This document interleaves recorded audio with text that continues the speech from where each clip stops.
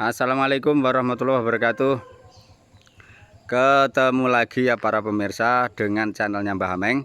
Semoga di kesempatan kali ini para pemirsa dan kawan-kawan semuanya dalam keadaan sehat walafiat, tidak kurang satu apapun. Para pemirsa yang dimanapun Anda berada, kali ini kita akan jalan-jalan ke salah satu penghobi dan penggemar bonsai yang terkemuka di desa saya. Beliau adalah seorang yang sangat rajin sekali untuk mengelola bonsai ya, baik dari alam ataupun juga penanaman sekaligus juga. Nah, itu para pemirsa sudah kelihatan rumah dari Bapak Prapto yang ada di desa saya.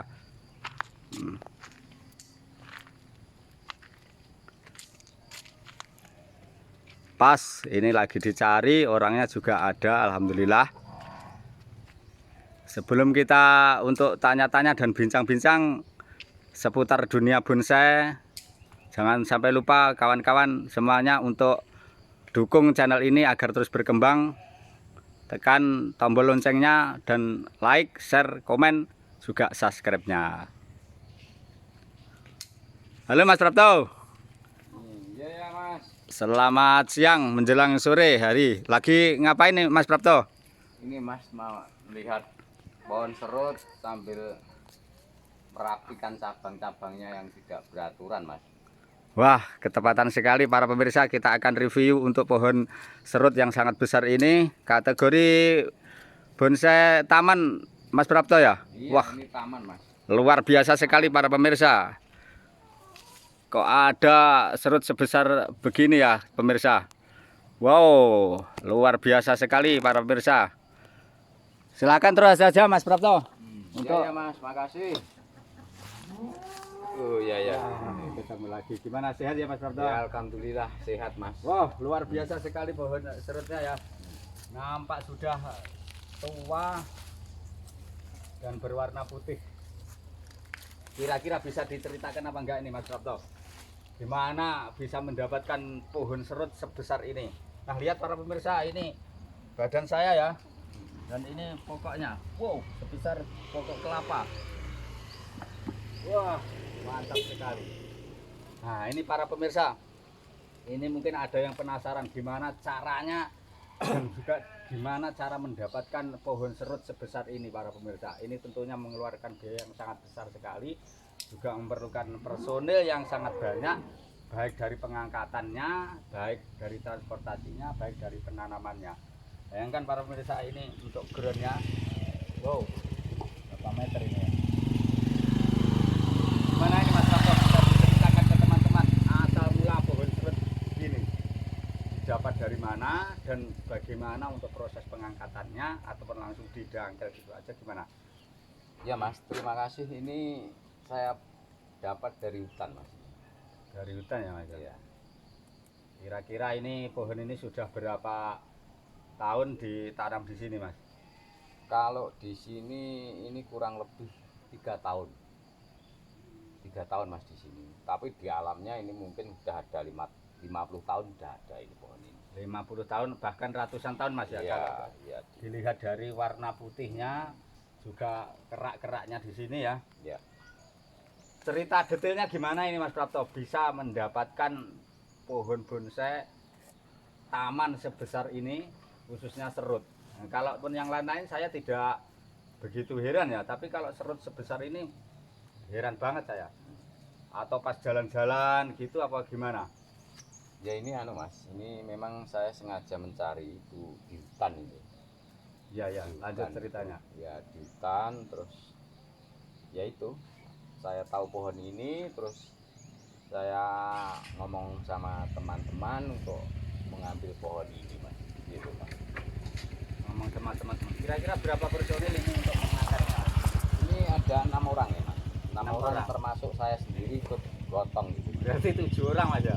Dan 6 saya. 6 Oh saya. gitu ya, wah luar biasa sekali ya. Kira-kira ini memerlukan durasi berapa hari untuk pengangkatan dari tempat hingga sampai ke rumah Mas?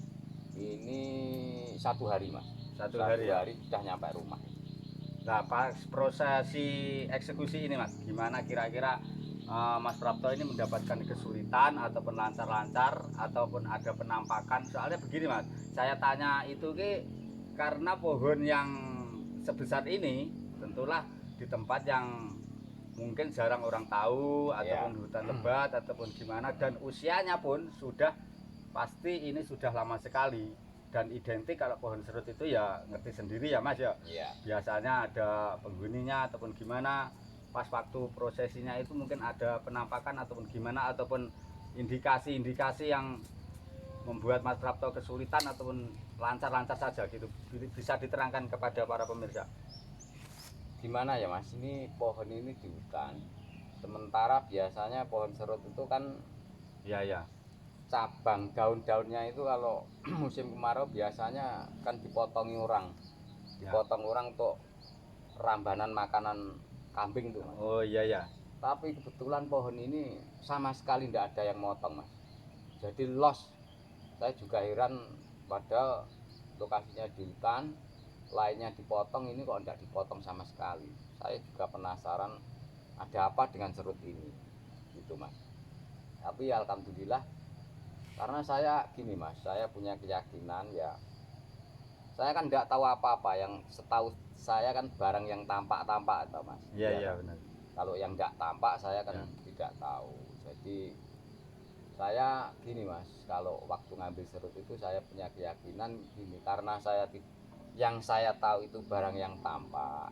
Kalau sekiranya barang ini tidak boleh saya ambil, saya harapkan waktu saya datang itu pohon itu enggak, saya gimana ya, enggak usah tahu pohon ini gitu loh.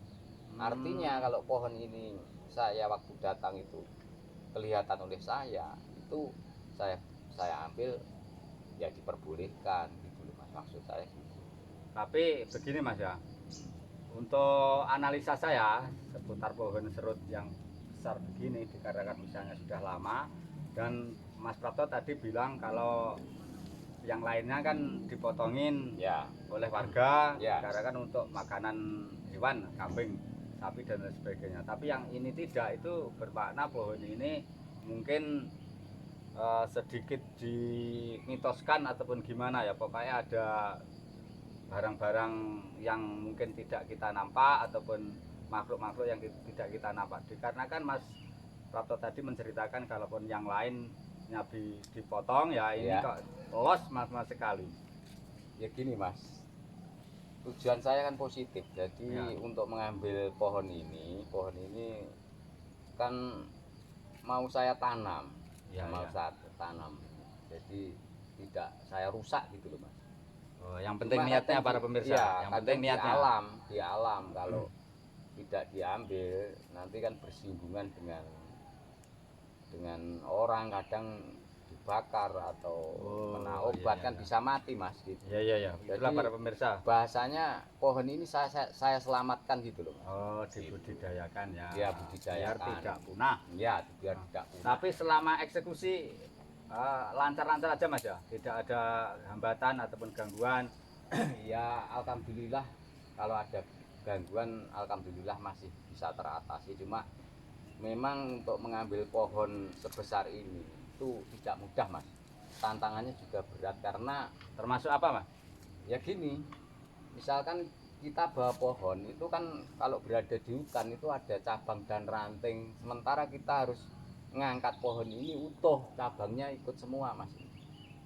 Itu tentunya kesulitannya luar biasa gitu Mas. Karena kan cabangnya panjang-panjang. Iya. Terus ya nyawik gitu Mas. Iya,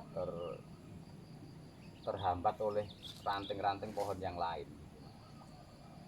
Tapi alhamdulillah dalam 1 hari bisa sampai rumah. Dan terus cara penanamannya kok pohon sebesar ini kan tentunya akar-akarnya dipotong dan dicabut. Kok bisa terubus? Ya ini Mas, ini pohon ini saya danggal itu tanahnya tidak saya ikutkan. Berarti langsung dipotong akarnya? Iya. Tanpa tanah maupun tanpa media asli dari alamnya ya? Enggak ada Mas, saya sama sekali tidak ada. Tidak ada, karena kalau kita danggal sama tanahnya diikutkan kan bawa pohonnya sudah berat, kalau sama tanahnya mungkin akan lebih berat ya. akan lebih berat lagi. Ini dipikul berapa orang Mas? Ini 6 orang Mas. 6 orang ya tadi 6 orang. Ya. Ini para pemirsa, dulunya tidak ada cabangnya begini. Ini cabang baru, hasil tanaman yang baru didapat dari hutan ya. Sudah sebesar sebegini. Nah ini pemirsa, dan yang di atas-atasnya ini sangat subur sekali, percabangannya sangat rapat ya. Ini Mas Prapto sekarang lagi pruning-pruning daunnya dan juga cabang-cabang yang tidak diperlukan. Kira-kira dari hutan ya ditanam itu membutuhkan waktu berapa lama sampai sekarang bisa mengeluarkan cabang-cabang sebesar begini Mas Prapto? Ya ini Mas, saya tanam itu ini saya glangsing pakai kebo itu loh Mas. Oh ya. Ya itu medianya itu saya pakai sekam bakar sama rambut yang busuk itu Mas. Ya, sekam bakar dan sekam busuk Ya. pemirsa. Ini saya kasih pasir sama ilmunya. tanah gitu. Oh ini ada arang ya? Ini ya ini kebetulan ada arang. Ini saya kasih arang kok malah justru subur Mas. Ini fungsinya untuk apa Mas? Arang ini, arang para pemirsa. Ya mungkin Mas. Untuk poros ya? Untuk mengurangi asam kelembapan itu. Oh Biar iya. dia lembab tapi tidak terlalu becek itu Mas. Wah luar biasa sekali Mas. Nah ini ngomong-ngomong gimana Mas? Ini untuk koleksi pribadi apa mungkin juga mau dijual Mas? Kalau Ya, dijual dibisikin harganya Mas. Ya rencana saya makanya kan untuk nanam bonsai atau pohon itu modal utamanya kan suka Mas. Suka ya? Jadi kalau sudah suka untuk merawat pohon itu bukan menjadi beban, jadi nyaman enak gitu Enjoy Mas. gitu aja ya? Tapi bila mana mungkin ada yang menghendaki itu ya kami persilahkan. Para pemirsa, kalau ada yang suka dan minat bisa dinego ini para pemirsa, yang penting cocok harganya gitu Mas ya, kurang lebihnya ya. Betul Mas, betul. Ya nanti bisa menghubungi Mas Prapto dan nomor teleponnya Mas Prapto nanti saya akan tulis di deskripsi ya para pemirsa. Iya. Beliaunya masih suka, tapi kalaupun ada para pemirsa dan kawan-kawan semuanya yang menghendaki pohon serut taman ini, silahkan menghubungi Mas Prapto ataupun menghubungi saya. Sangat luar biasa para pemirsa. Itu tadi kiat dan trik-trik untuk cara menanam pohon serut yang ukurannya jumbo para pemirsa. Mas Prapto, saya kira cukup sekian dan terima kasih bincang-bincangnya sudah memberikan banyak ilmu di kesempatan kali ini ya. Ya. Dan tentunya dari saya banyak kekurangan, mohon maaf apabila tentunya banyak kekurangan yang bersifat baik saya sengaja ataupun tidak sengaja. Sekali lagi saya mohon maaf yang sebesar-besarnya, bisa ketemu lagi di lain kesempatan tentunya dalam dunia bonsai dan juga video-video yang lainnya. Terima kasih Mas Prapto, semoga terima Mas kasih Prapto sama-sama sehat Mas. selalu. Akhirul kalam, bila itu wassalamualaikum warahmatullahi wabarakatuh. Bye bye. Waalaikumsalam warahmatullahi wabarakatuh.